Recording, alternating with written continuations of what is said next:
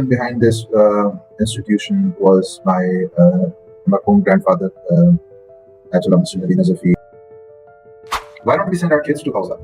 Why we are ready to send them to Sunday schools, but sending them to Hawza is a problem first. First question they're going to ask the parents is that, what's wrong with your kid? Is something wrong? As you come here for a few days, stays in 3-star, 4-star hotel, and you have 24 hours electricity there, you have buffet there, you have all the facilities there. You think that's what is Hawza is going to be like. What happens is you come here, you're thinking, oh, I'll be able to do ziyarat every day. So that charm goes out in a few months. I would say Hawza Student faces more challenges than a common person. The world has defined success, or the world has told us or instilled in our mind that success is if someone becomes a doctor or an engineer or a lawyer or a businessman, he's a billionaire, he has this kind of job, or he has a job in a multinational company. That person is a successful person. But usually what happens is that when a woman or a married woman, when she leaves Hawza, she says that I cannot continue Hawza, do it because of my family, because of the family issues. And I would say that probably that is the case in few cases, few situations. But normally, everyone can take out some time. You're getting in return? You are getting in return the ma'rifat and knowledge of the righteous path, which is going to benefit you in this 70 years and infinity.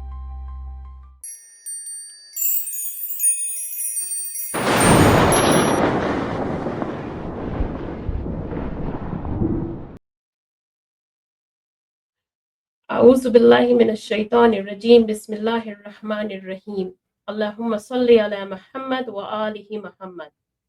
Today on Baqiyatullah, I have a very special guest with me. He is respected Alim Deen, whose family carries the legacy of scholarship in Islamic education.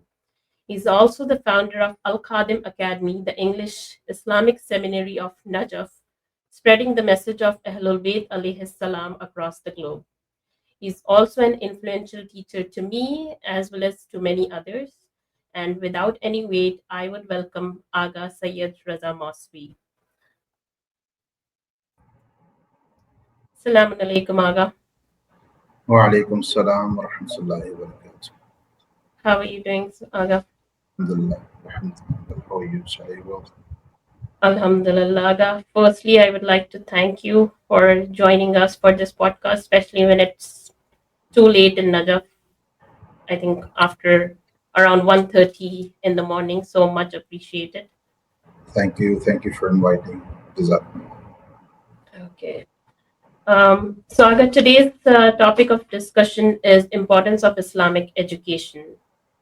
And we all focus on how important it is to provide children with the environment where they not just flourish in this world, but also they do best in the hereafter. But what we miss is the child perspective, and who can be the better person to answer that than you?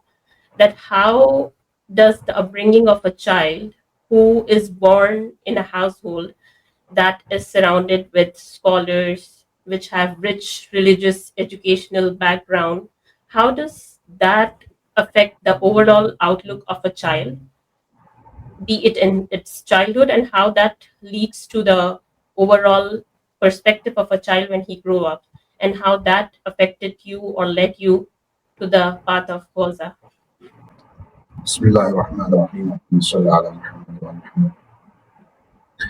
Well, that helps a lot. Definitely, if you are born in such environment, if you're born in a family where you have scholars all around you, so definitely your role model, your icons would be those scholars. Some of those or all of those, and so you don't consider anyone else as your role model. That's a plus point, definitely. Secondly, other people, they have to send messages, send emails if they have any religious questions, any fiqh question, any aqaidi question, anything that pops up in their mind, and they have to call or wait for their response for their messages and their emails. Sometimes they get it in time, sometimes they get it quite late.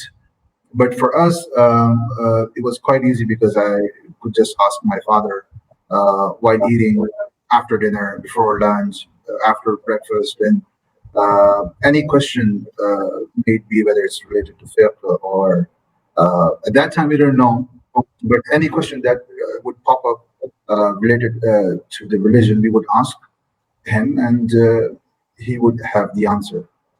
So that was something positive, and I could see now that I was very lucky when if I look back in my childhood, that I did have that opportunity, and my father had a lot of influence, and he did help me, and he would answer, and he would not be like, "I'm busy with my studies. I'm reading right now. I have other things to do."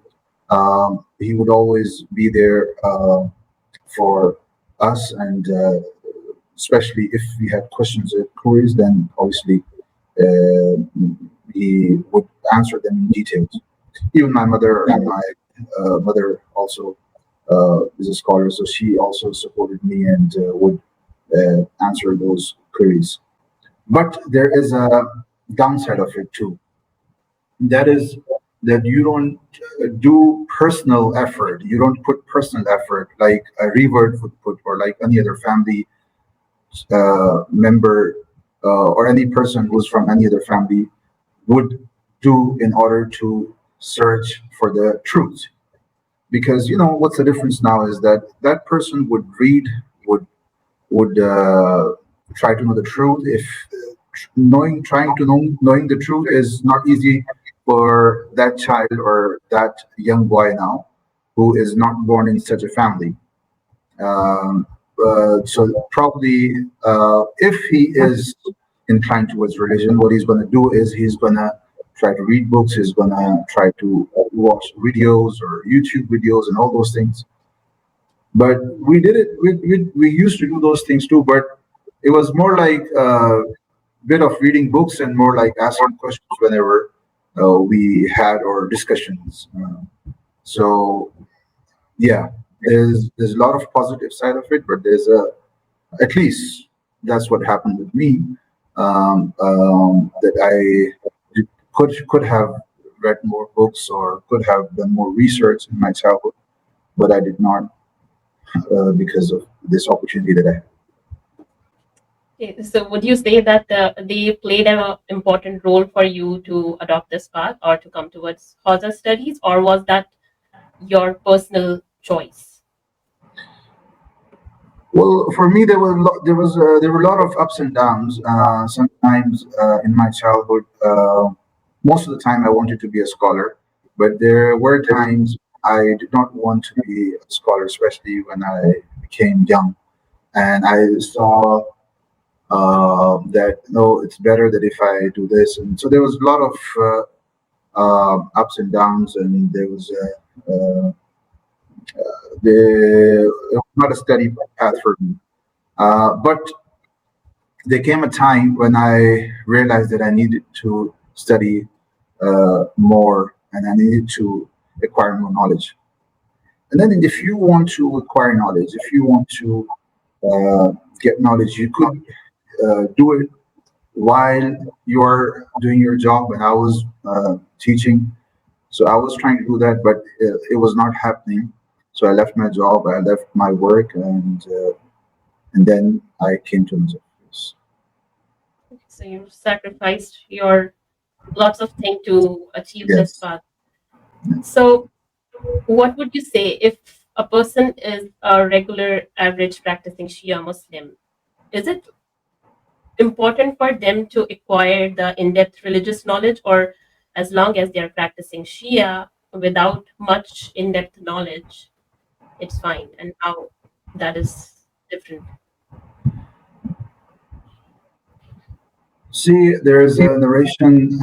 In that narration, Imam Ali alayhi salam says that to Kumail, the mafhum of the narration is that, oh Kumail, you should have the knowledge and ma'rifat of each and every movement of yours. So that means that what it says haraka. Haraka means movement. We're not talking about our ibadat. We are not talking about our actions or deeds in general. Imam said or used the word haraka. So you should be aware of each and every movement of yours. That means what? That means that this movement of yours, whether it comes under a permissible act, or it comes under obligatory act, or it comes under unlawful act, or it comes under abominable act, or it comes under recommended. It has to be one of these five things, and it cannot be out of these five.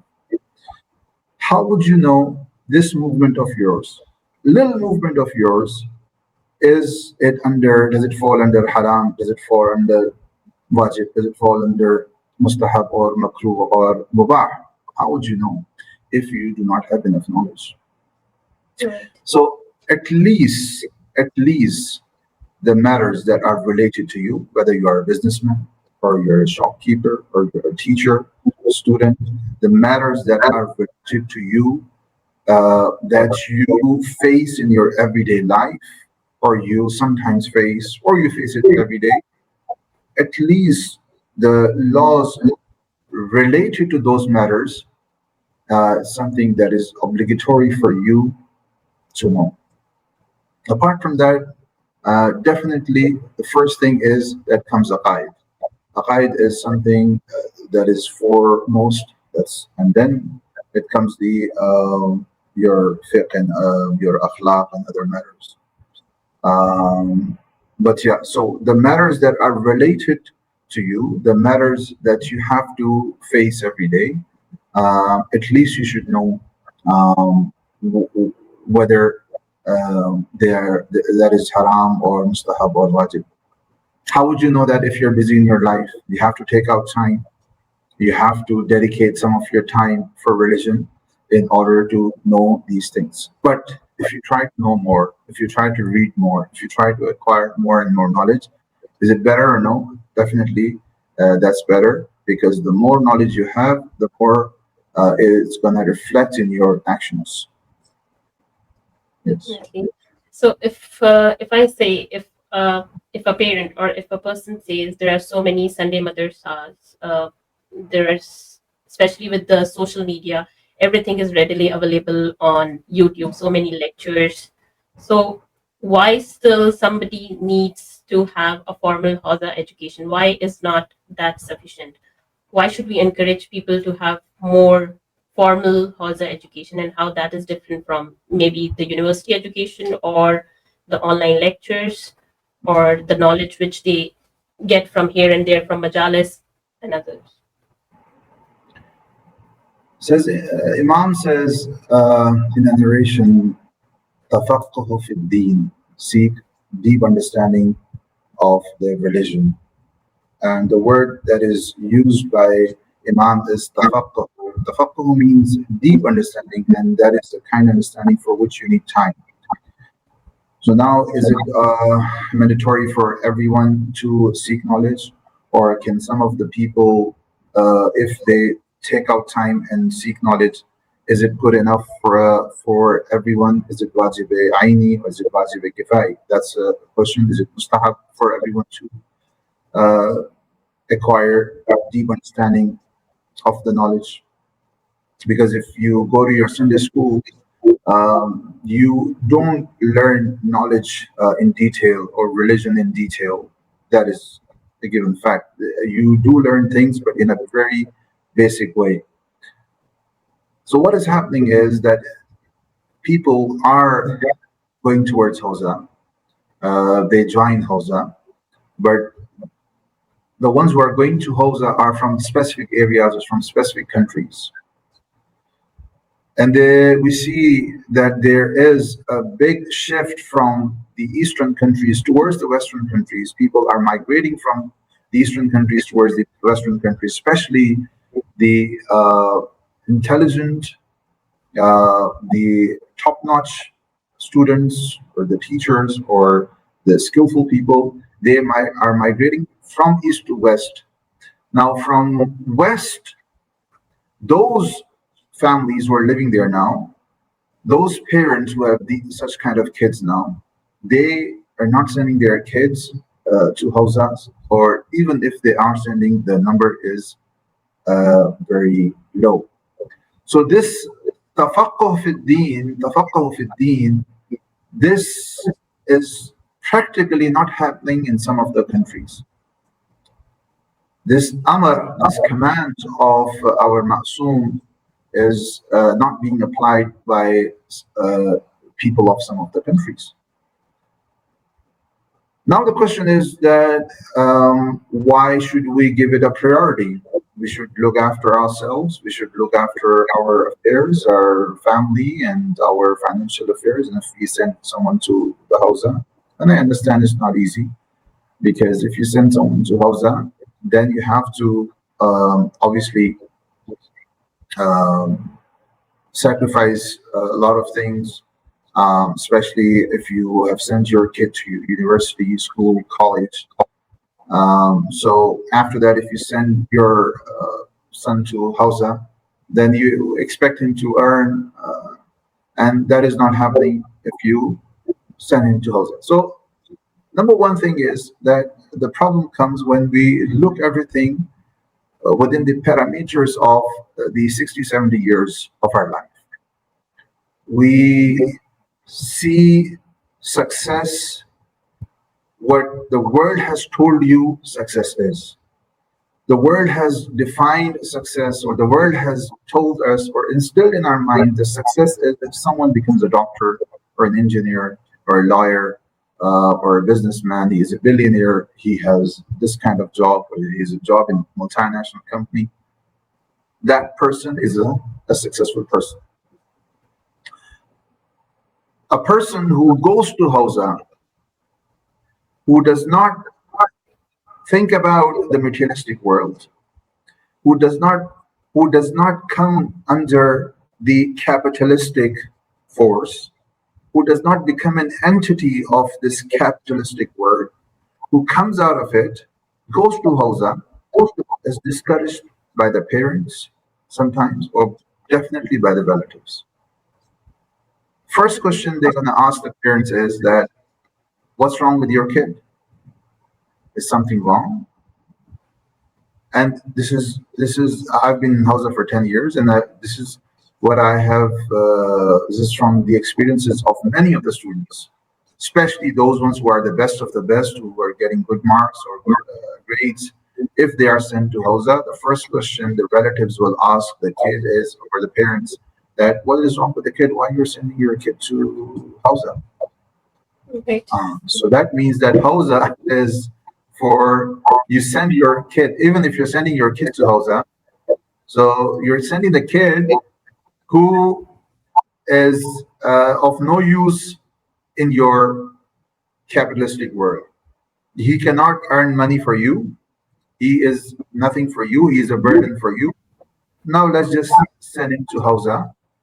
And I can hear myself. I don't know. Is there? Can you hear? Your voice is clear. I'll There? try muting from my side, maybe? I don't know. Yeah, yeah, it's better. So, so the ones who are sent in Hausa are the ones who have generally who are no good to the capitalistic world, and then what Hausa does is Hausa refines them, gives them education, knowledge. Hausa does not take any kind of fee from you, and rather they give accommodation, they give them monthly stipend, they take care of the kids, and 5, 10 years they make them leaders who lead the society and the community. So this is something very important. And the these leaders who go back from Hausa, they take care of your spiritual side. You have invested yourself, your family, your family's energies, your family's finances, everything toward your kid who could or could not, in many cases too, benefit you for these 60, 70 years. But for us, a person who's gonna benefit you for infinity is a useless person. Because that person who comes back is going to lead the community and take care of the spiritual side of the community or the society. But now, why we are thinking like this? This is the question. Why don't we send our kids to Hawza? Why we are ready to send them to Sunday schools, but sending them to Hawza is a problem for us. Because we say that we care about religion. Our claim is that we definitely want our kids to be religious, but not at the expense of the materialistic world, materialistic side of it. So I'm not talking about someone who has to take responsibilities. Some kids who have to take care of the family. Some families, it's really tough, and those exceptions and those cases are there. But there's a family where you can send your kid. You don't have to worry about finances. You don't have to worry about anything else. He doesn't have any other problem. He wants to even come to Hawza, but the parents discouraged, or the relatives discouraged. There are cases, many cases, where the kids want to come, but the parents are the ones who discourage. It's the other way around too. There are some parents who want to send their kids, but the kids don't want to go. But the question is, why is it that there's so much focus on the 60, 70 years and there's no much focus on the spiritual side? That is because the capitalistic world has told you and I that's very, very important to take care of this life, to have a proper house, to have a proper car, to have proper things at home. So for them, it's fine if you don't pray. For them, it's fine if you don't know about your wajibat. For them, it's fine if you don't know how to read Quran. For them, it's fine if you do some sins. But you are a successful person if you are taking care of your materialistic world, if you are a successful person in the eyes of the materialism, according to the standards of the materialism. So the infinity is forgotten, and 60 years is given the importance. So if we want to take care of the infinity, if you want to take wise decisions, we have to send our kids to Hawza so that they study here, they go back, they lead the society, the community, the parents who are going to die after 70, 80 years, they're not going to live here forever. Yeah. They are not making a wise decision by instilling in their mind, make money, earn money, be successful. And what is being successful for them is make money and be a billionaire and do this and build a firm and get this job and all those things. Yes, that's important. I'm not saying that don't do anything and just open Quran and open the books of religion. That's it. It's important. But all of your attention, all of your energy, yours and your families and your relatives, everything is dedicated, your finances, everything is dedicated for 60 years of your kid. And for infinity, what?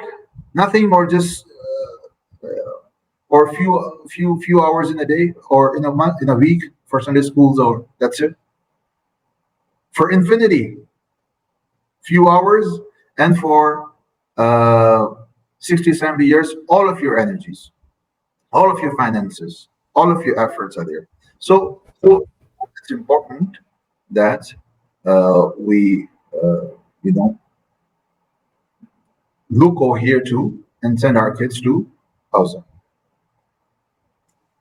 I definitely agree with you, Agha. I've heard people saying, how are you going to, it's not like, how are you going to feed your family? Especially when it's like getting married, who will be your spouse? Who will accept you in a relationship? How are we going to look for the spouse? All these questions are so much surrounded that it's, even if the person wants to go, the parent themselves, instead of being their first supporter, they are the first like people who break their trust or faith in going towards the Hawza education.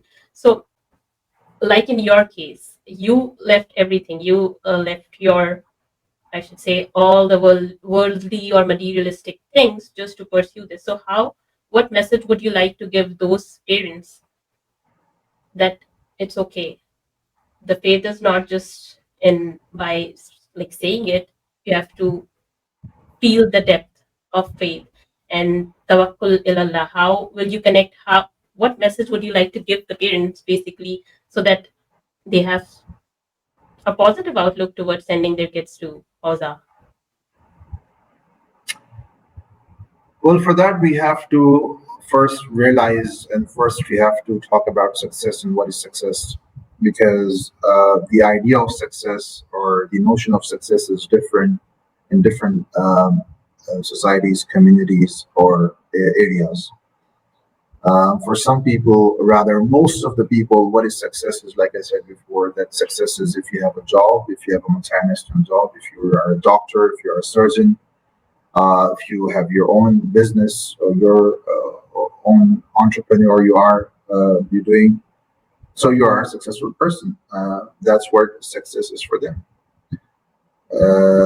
For them, success is not being on haqq, realizing haqq, getting the ma'rifat of haqq. Yeah. So, for example, this is a pen. All my life, if I keep calling it uh, glass, thinking this is glass, what kind of life am I living? That I don't know that this is a pen. I have not even thought about it. I don't even consider taking out time to do research whether this is a pen or no. Yeah. How ridiculous did it seem that if I keep calling it a glass or a laptop? This is what we are doing with our lives. When it comes to Ma'rifatullah, do we have Ma'rifat of Allah subhanahu wa ta'ala? Do we have kama haqqahu ma'rifat of Nabi? Do we have kama haqqahu ma'rifat of Imam? The ones who we call our leaders, do we have kama haqqahu their ma'rifat?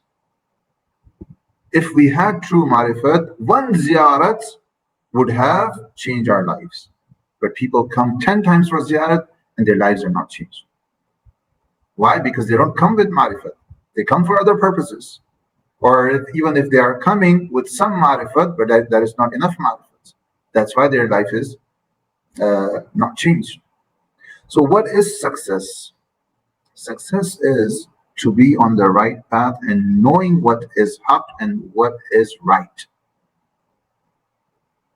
That's why when Ahlul Bayt alayhim salam say, Hayhat min al-dhillah, disgrace and humiliation is far from us. So if you look at the standards of the world, apparently they'll say, yeah, they were in disgrace. Some of them apparently were poor. That's what they will say. Apparent condition of Imam Ali alayhi salam was not good.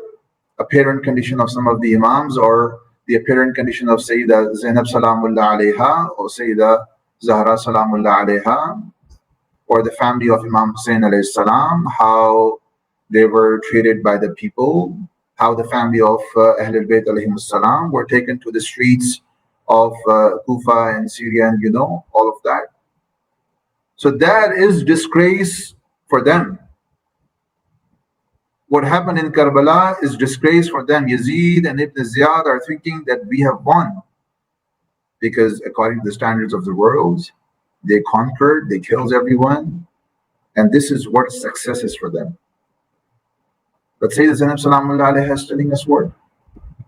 Ma ra'aytu illa jamila. I did not see anything but beauty. Oh.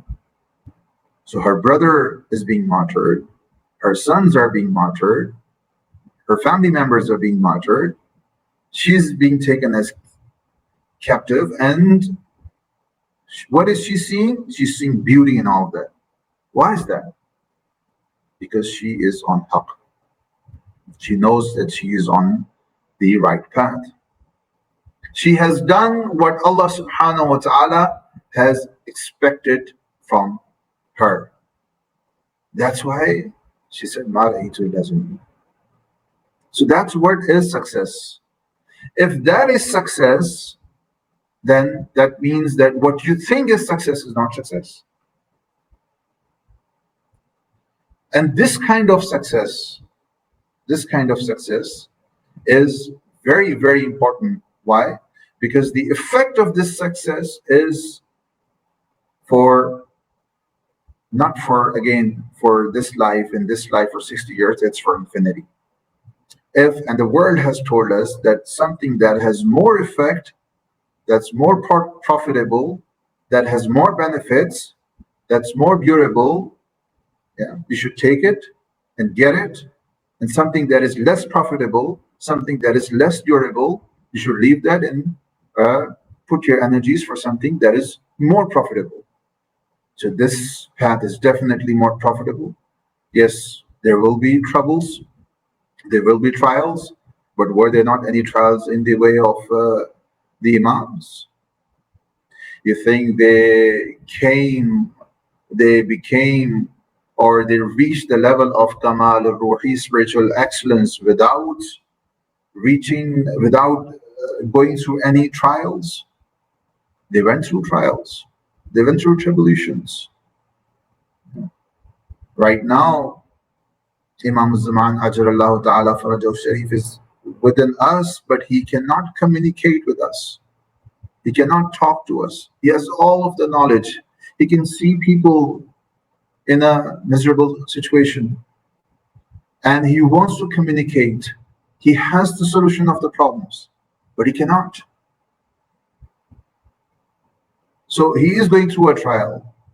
Imam Hussein al-Islam went through a trial. He passed a trial, and that's why you see that there are billions of people, they visit the holy shrine of Imam Hussein al-Islam.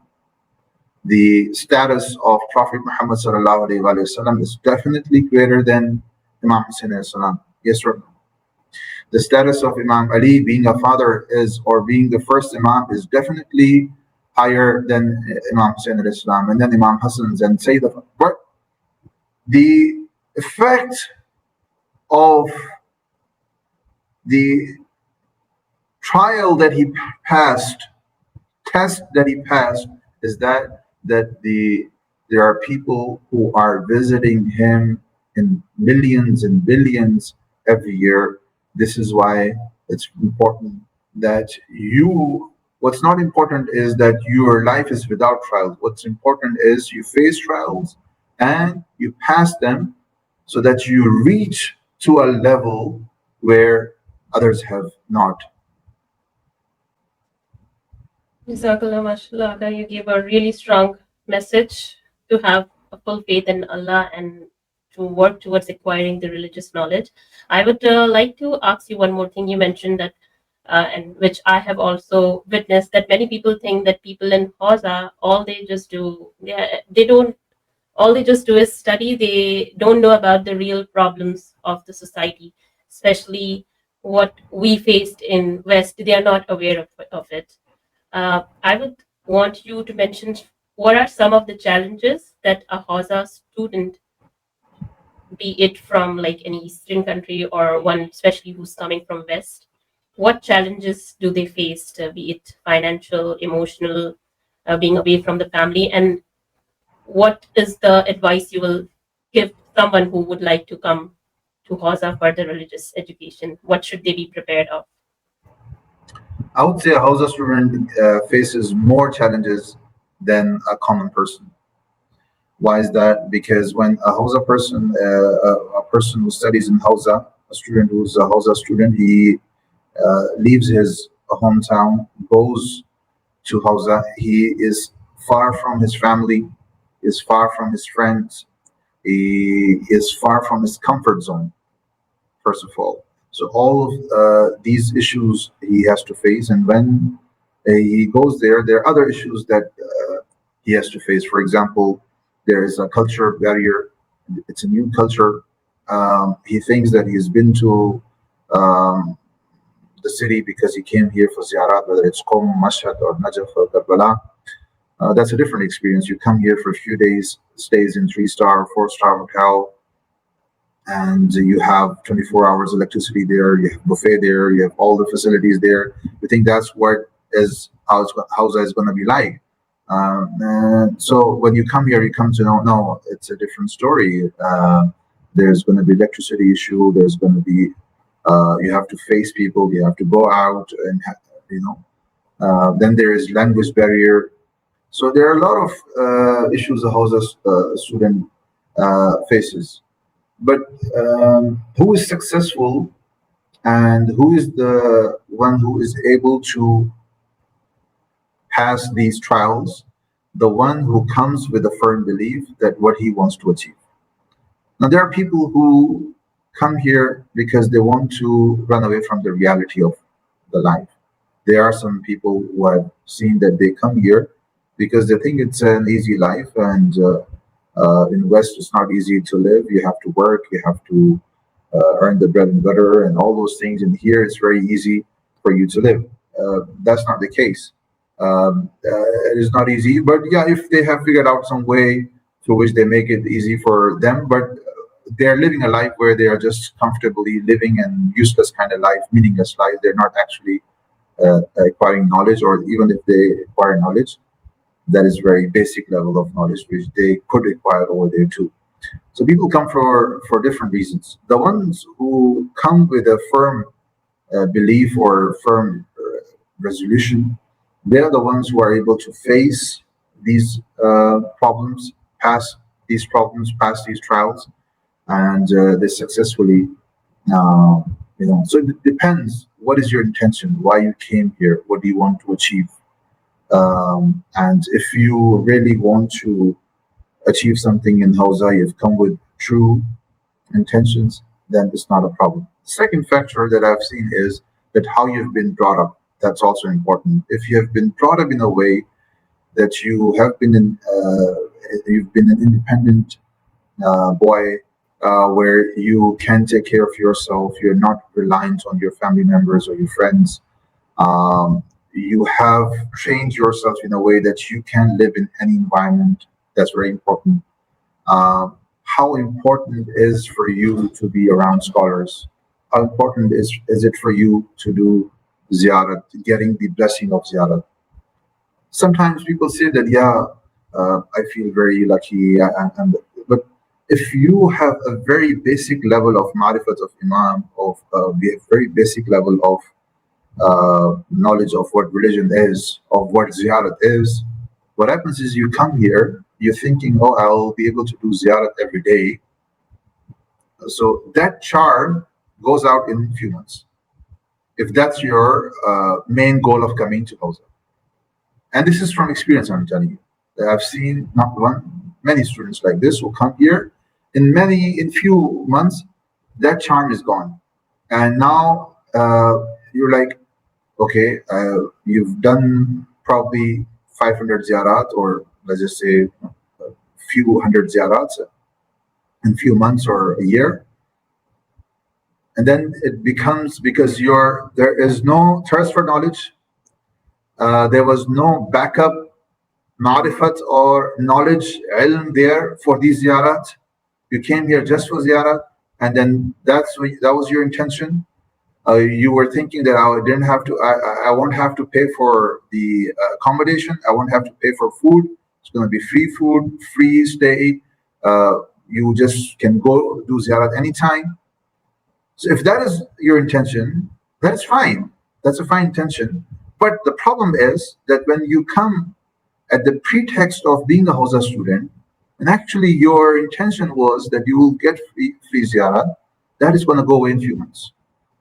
After a few months, when you have to actually get knowledge, and getting knowledge is going to get tough, when you have to put extra effort, when you have to give your 100%, you'd be like, it's not comfortable anymore. And you would leave everything and then go back. Who would be able to pass through this? Who is mentally ready to acquire knowledge, and who has come to acquire knowledge, and get through marifat, who knows that it's going to be a tough journey, and whatever comes my way, I'm not going to let it go. I'm going to keep acquiring knowledge, keep learning the ulum of Muhammad wa ala Muhammad. If someone comes with this intention, but again, the intention itself is not enough. How many years, what kind of environment he had at home? What were his priorities when he was brought up? What kind of halal or haram food was given to the kid? What kind of discussions he had when he was being brought up? Was he trained good by the parents or no to face such circumstances? Can he face any kind of circumstances or no, or he's going to give up any moment there comes an issue or trial or trouble, whether it's related to food or language or emotions, because there's going to be a lot of times there's going to be emotional stress and all those things. So is he ready for all of those things or no? If he has been trained in that way, then he is able to stay. If not, then in a few months he would just leave Hawza. So listening to your answer, I remember the saying of Imam Ali where he says, knowledge cannot be attained in comfort. So Yes. that is something I think we all should remember before heading towards the Hawza. Now I want you to talk about Al Kadhim Academy. What's the story behind its establishment? How you came up, or what inspired you to its creation? I would say the inspiration behind this institution was my marhum grandfather, Ayatullah Mohsin Najafi. I saw that he made he did a lot of projects. He was a personality very different from others. And why I'm saying this is not because he was my grandfather, my mother's father. Because if you look at other scholars, generally they have either worked, they have done a lot of majalis, good majalis, but they have done good in one side, giving lectures or majalis. There are other people who are good writers, researchers. There are other scholars who have done philanthropy work. But when I look at the life of my grandfather, I see that he was successful in all of these areas. And I have heard it from many times from him that when you want to do something good for the people, don't look at the finances. What's more important is that there should be tawakkul. There should be the intention should be there. So without any financial support or without any donors or nothing, I just started once. This idea was in my mind for a long time. I started working on it. And yeah, so it all happened all of a sudden. And after I started it, we planned that we are going to have in-person Hawza and online Hawza. Online Hawza is important for those who are not able to come here. In-person Hawza is going to be for those who will manage to come here. And when they come here, they will stay here for a few years, at least 4 or 5 years, and then they can go back and be leaders of the societies. And what would you say, how is Al Kadhim Academy is different from other religious institutes? Like what's something different it offers to its students? Yes. Because different, I won't say it's very different, or I don't want to praise Imam Kadhim Academy, or like it's something very special. It's a normal Hawza like any other Hawza. I'm sure there are other Hawzas which are doing a better job. I'm not going to say the Imam Kadhim Academy is the best academy or best Hawza. I'm sure there are very good scholars, and there are good scholars working on other Hawzas and working on the people through Hawza. But there are a few things which is in Imam Kadhim Academy, that is that it is, I guess, is the only Hawza which runs in person, and the online Hawza runs both, and that too from the Najaf Hawza. So this is one thing about it, and then second thing is that we have live classes. At least we used to have all of the live classes. Now some of the classes are live, so we keep live classes. Other Hawzas usually they don't have. I may not be aware of some Hawza, they may have live classes, but usually the online Hawzas which are there, they don't have live classes. Also, I'm not aware of any, like if I talk about MOU in Iran or any other Urdu online Hawza, they just offer the recorded session. Yes, I'm not aware of any too. Something yeah, like yes, I am a student. I definitely feel that's like one of the strongest point of Al Kadhim Academy. But let's give you like completely different environment. Being having a teacher one-on-one with you, and then asking them questions later, that is completely different, and that is one of the strong point I would say. And thank you for giving us that opportunity too. Yes, and that's not easy. That's not easy, because what you can do is you can record 30, 40 sessions in a few days or a week, and then you publish them, and then people benefit from them. That's fine. But every week, every weekend, taking out 2-3 hours for the live classes, that means that you cannot commit to anything else. You cannot commit to Majalis, you cannot commit to other lectures, your weekends, you cannot commit to your family or other commitments, nothing you can do. You will commit to Hawza, and that is going to be every week. So that's not easy. That's why the other Hawzas probably they don't do it. So you have to dedicate your whole life. And secondly, like I said, that we have in-person Hawza too.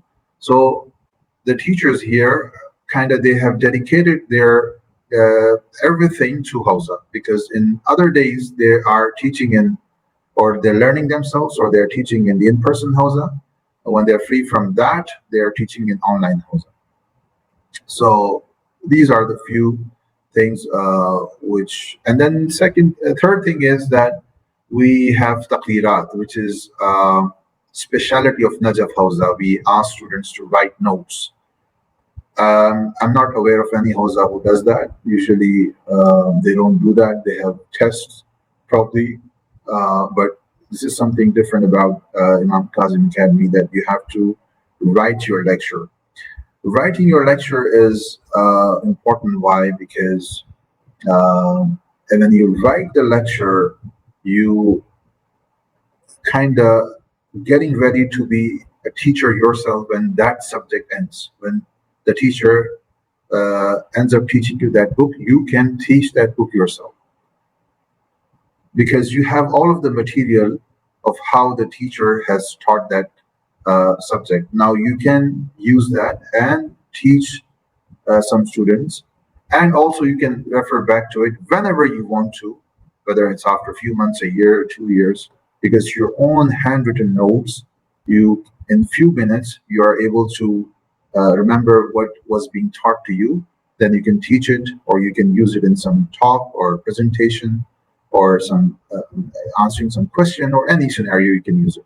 So that's why it's something that is important and that is specific. I guess very few, at least few online Hawzas probably are doing it. I'm not aware of any other, so I'm saying this few are maybe are doing it. Yes.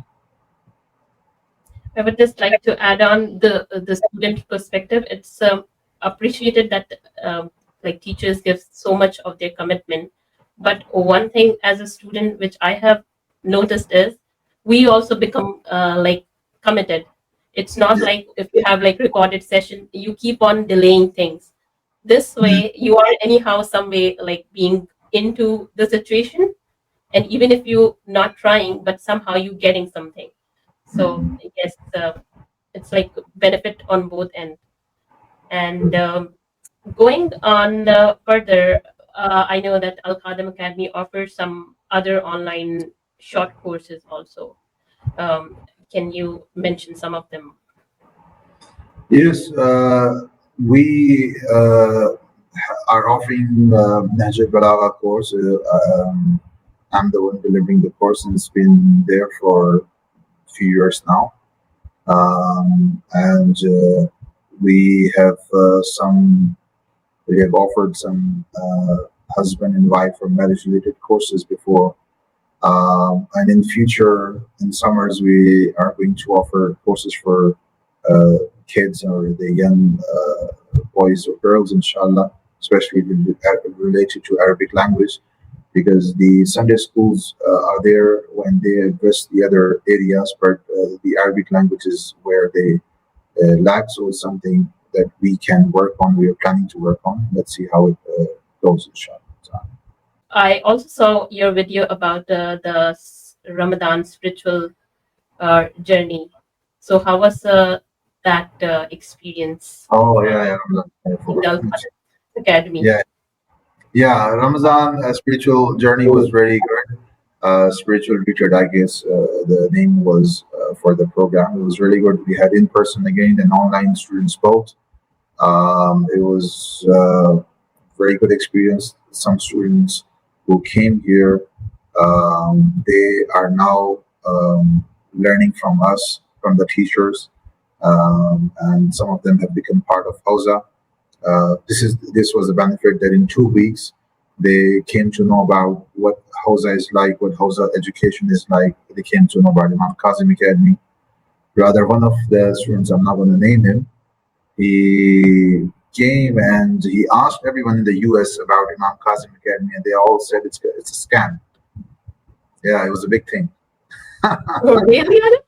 Yeah. So they Okay. had like all the So everyone told, I'm not going to say who, but like a lot of people and a lot of them. They said it looks like a scam because no one has heard about Imam Kadhim Academy in their area at least.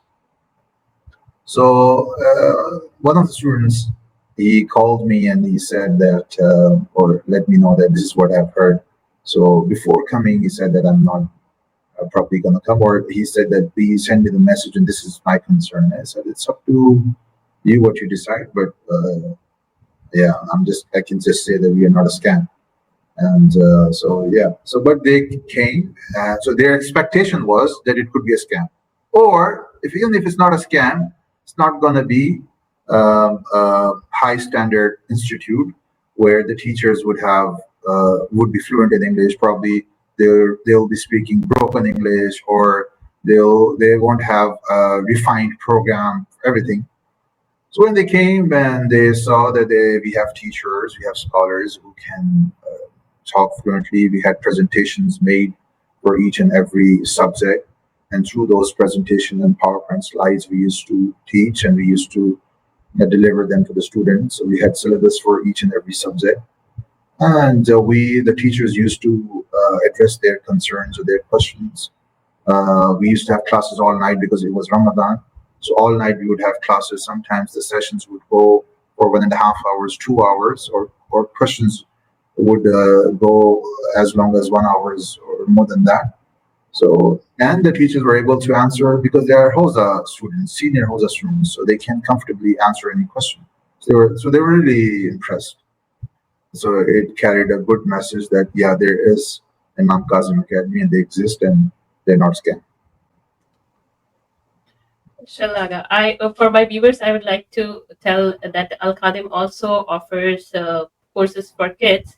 So, like for myself, being a parent myself, if I want my child to start learning right from their childhood, start building their base for the pre-Hawza um, subjects, Al Khadim Academy offers that too, and I think that's a lovely program too. Um, Related Yes, with this, one yeah. thing I would like to mention when you said about kids, it's very important that either we have, if through Imam Kazim Academy or any other Hausa scholar, that you associate your kids to a scholar where who's capable enough to teach the kids and address their questions. That's very, very important that you take out time to assign classes for them, take out your finances and to give some hadiah and all those things. We are ready to pay thousands of dollars for the universities and college, but we are not ready to pay to or take out time or to give importance to this. Why is that? Because your school education, what is answer first response they get? Oh, it's going to affect our school. It's going to affect my kid's school. It's going to affect his college education, university education. A few hours a week, few hours in the weekend, they cannot do that. So it's very important that that is done, and and if even if the kids or the youth of the family, if they could gather. So, for example, in a family, there are like 10, 15 youths, boys and girls. There should be every weekend. There should be discussions on any topic of whatever they choose, like why songs are haram. Can we watch Netflix or no? Or LGBTQ, like the issues of the youth for the kids. So there should be separate sessions for kids in your family. I'm not talking about one family, like all of the family or one community should gather, and there should be set sessions there in each and every held by each and every big families or the societies. They should do that, and they should connect to the Hausa. This way, uh, when your kid goes to university, goes away from home, he will be ready to face the challenges over there. And you're not going to cry and be like, oh, my kid used to pray 5 times a day, he used to pray Salatul Layl, he used to do Dua Kumail, Hadith Kisa, everything. I don't know what happened to him. He found a girl or this happened and that happened. A lot of such stories we have heard, many of them. And why is that? Because you thought that it's just praying 5 times a day or just reading Hadith Kisa and just reading Dua Kumail was enough. This is why it's happening, because you have not given enough time for him to learn and get knowledge and marifat. Like I said before, that the backup support of knowledge and marifat was not there. So in any incident, your kid can go astray. If there's backup support of marifat and knowledge, then he will never ever go on a wrong direction. Yes. That's a very important point you have mentioned, Aga. I do agree. Discussions should be the part and parcel of the family, like Yes. strong communication, if we want our children to flourish in Deen. And talking about that, so if what do you think is the minimum age for someone to send their child to in-person Hawza? Because I'm aware of a few people who have sent their, especially boys, they are studying in Hawza being at the age of 13 years. So what do you think? Should we encourage our children if they are interested into being to go and acquire knowledge, or should we not push them and wait for the appropriate time when they have their rush to make their choice on their own? Generally, I would say that kids should be sent after he finishes his high school when he is like 16, 17, 18. And so that is the perfect time after finishing high school. He should be sent to Hausa because he has basic knowledge. If even if he wants to leave Hausa, he can go back and pursue his university education or college education. Secondly, also he would be someone who knows how to read books and he or to make notes, and he's been into those things. Not someone who's been away from all of those things for years, and now all of a sudden he wants to come to cause other thing we said to escape reality. So, like some people who do that. So, if who has been a good student, who's been associated with the books and writing and making notes and assignments, he comes to Hausa, it's just going to be same routine but different environment, different books, the same routine he's gonna continue. But if someone who's been away from these things and then to start over it again, and not just any book, the books of Sarf and Nahab and Loga and Aqaid and those different difficult books, but that's not going to be easy. So generally after high school, but someone has truly potential to be a mujtahid or a marja, or he could be someone who could really excel in Hausa, he could be sent earlier, but those are exceptional cases. Yeah, someone who could really achieve higher status in Hausa, he could be sent earlier. He should be sent earlier because he should start from the early stage, and that would be better for him. But generally, after high school is recommended. Okay, and now also, if we talk about married women, like especially those who have children, and they often find it really difficult to take out the time or to meet with, sacrifice their family commitments, and take out time for further education. How women can balance their family responsibilities while not leaving the path of the sacred knowledge, and how other family members, especially the spouses, should support them and encourage them. Yes, for a married woman, obviously her first priority is her family. Her husband is first priority, then kids, family is definitely the first priority. But that doesn't mean that she should not get knowledge or acquire knowledge. But it's not easy to handle both of the things. But usually, what happens is that when a woman or a married woman, when she leaves Hausa, she says that I cannot continue Hausa. And this is again through experience because I've been doing it for a long time now. And they say that I cannot do it because of my family, because of the family issues. And I would say that probably that is the case in few cases, few situations. But normally, everyone can take out some time. What they don't want to do is they don't want to leave their luxuries or their other habits or other things that they are doing. They don't want to leave that because I come to, for some cases, I've come to know that that person is doing this and this and that. Uh, but but Hausa is something that is tough for them. So it's not easy for them to do Hausa. Why? Because they have to study, they have to take out time, they have to meet the commitments. All of that is not easy. So when they cannot do that, they look for the easy route, and that is to call someone and talk about religion and talk about the center and talk about Molana or this happened or go to a Majalis and sit there and relax. That's easy. You don't have to make assignments. You don't have to do zakhirat. You don't have to answer the take exams. Nothing. So and you're not doing anything wrong. Like, you're not sinning. You're not going to clubs and you're not going to going to streets or not even doing permitted acts. Like so you're doing something good. So you say like, okay, I'm already doing good things. I don't have to study Hausa.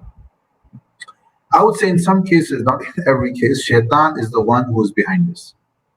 Because if now there's a person who's studying Hausa, see what's happening to him. That woman is now studying Hausa, getting knowledge, going up, right?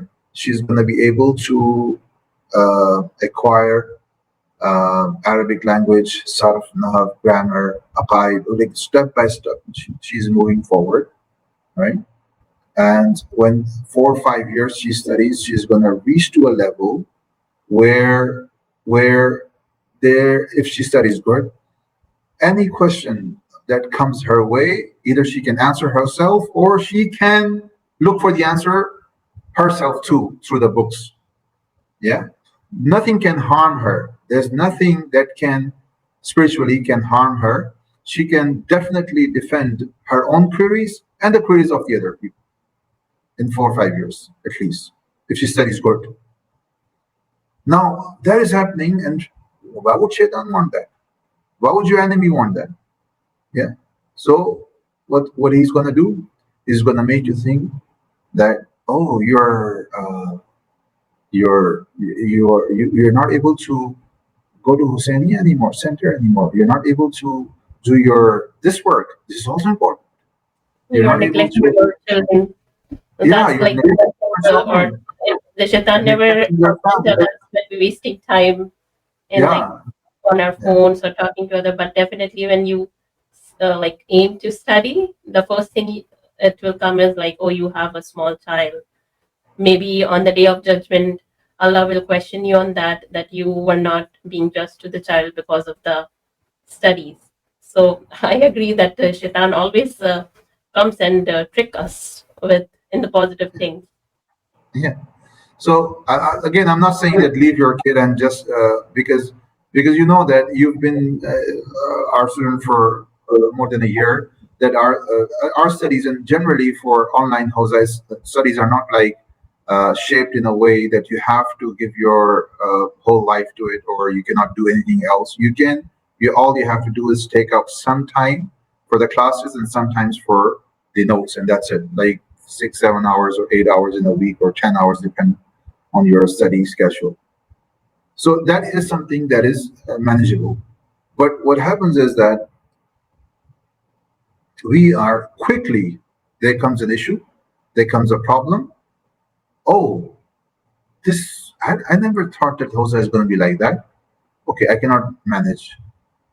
This is not good. Oh, my child is neglected, or my husband is neglected, or my habit, or this thing that I was doing that is neglected. I don't think Hawza is working out. Or there will be, or Shaitan is going to make you think, oh, see, this Hawza is like this. They have this teacher. He doesn't speak proper English. He doesn't, he's making this mistake. Because of one mistake he made, two mistakes he made. The thousands of things that you have learned, or you are going to learn millions of information and things that you are going to learn in 4 or 5 years, you have left that because of two mistakes that you have realized, or one mistake that you have realized yourself that was a mistake. You could have made it up, or you could have, because of that thing, the whole process is left. So Shaitan has won here. So now there's no process anymore. You're stagnant now. You think you are good now because Alhamdulillah, I'm not being deviated. Yeah, if there is there's a Hawza or there is a program who's designed in a way to deviate you. That's different. We're not talking about such programs. That's fine. You leave that, or you should not have enrolled. But what happens is there's a teacher makes a mistake, or one issue happens that the teacher comes late, or teacher does not come, anything like that happens, you leave Hawza. This behavior, do we have the same behavior with regards to our family members? That there comes a small issue, we say, oh, we have to leave them now. Do we have the same behavior with our life partners, or with our kids, or with our parents, or with our brothers and sisters? Okay, that's too close, and okay, blood relatives and all those things. Your work, do they not have issues? If you face one issue, you are like, okay, I have to leave this work now. But how Mazloom is Hawza? This is my question to everyone now. How Mazloom is Hawza? How Mazloom is Ulum Muhammad alayhi Muhammad? Ahlul Bayt alayhim salam were Mazloom, but their ilm is also Mazloom. Allah. That we are ready to leave them for a teeny tiny of a bit of a problem if we face, we quickly leave them. This is the first thought that comes to our mind, that, oh, it's not happening. So the process, like I said earlier, that was happening, that you are moving forward, you are learning, that has stopped now because number one, that Shaitan has made you realize, or your enemy, let's just say, could be Nafs Ammara, could be Shaitan, could be other factors, could be through any other means, but he's the main guy who has made you realize that this is not happening, this is wrong. And there's going to be a genuine reason. That genuine reason, that it's going to be magnified, and you will look into it, you will consider it, and you will not think about anything else, and you will make the decision. Then this is not a good place. Now, some people would go to some other Hawza, the other Hawza, they'll say, oh, that Hawza, I'll go, I'll do that. They won't have issues. No one is perfect. No Hawza is perfect. There are going to be issues everywhere. And that's how you'll keep switching, and there will come a time when you will stop learning. So either you will stop learning, most of the time it happens, the learning is stopped from the first Hawza, or in some cases, people go to different Hawza and then the learning is stopped. The learning is stopped. So in order to continuously learn, like you face the problems of your family members, with your family members in your work, and you don't leave them. Yeah, you have to resolve the issues. You have to resolve the issues that you face in Hawza and keep moving forward. And that is what is important, that you keep moving forward and finish it.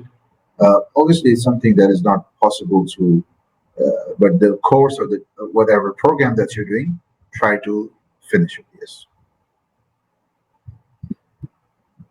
Thank you, Agha. I would like to take our podcast to the concluding note. Being in the month of Zul-Hijjah, the month of sacrifice of Imam Hussein left for Karbala on 8th of Zul-Hijjah. Today is the Shahadat of Muslim bin Aqil. And then, inshallah, tomorrow we'll be remembering the sacrifice of Hazrat Ibrahim alayhi salam. How would you link these three events with the sacrifice as we as normal people or a student, Hawza student in specific, uh, should make at our own level? Because if we go to Majalis and remember these sacrifices, we should also be able to sacrifice in our own diameter, right? So, what message would you like to give our audience as a concluding note, remembering these sacrifices? Yeah. Yeah. See, Hazrat Ibrahim alayhi salam, Hazrat Ismail alayhi salam uh, reached some status because they sacrificed their something that is beloved to them, the most beloved to them. And because of that, this event of Eid al-Adha is celebrated every year by all of the Muslims, because they are ready to sacrifice someone who is very dear to them. Muslim bin Aqil knew what could have happened to him, or what could happen to him when he went to Kufa. Even then, he went there as a messenger of Imam Hussein alayhi salam, and he knew that his life would be in danger. So he sacrificed his life in the way of Imam Hussein alayhi salam for the religion. So these are the people who sacrificed for a greater cause. This teaches us that without sacrifice, without forbearance, without patience, you cannot achieve a higher status. That's not possible. And also, one thing I'm going to add that I said earlier, without passing the trial or without facing the trial, you cannot achieve or acquire a higher status or spiritual excellence, like in the case of Imam Hussein. So sacrificing is something that is very important. So for a Hawza student, you don't have to sacrifice your family. You don't have to sacrifice yourself. You don't have to sacrifice your world, especially for online Hawza students. All you have to do is sacrifice some of your comfort time. That's it. That's what is required from you.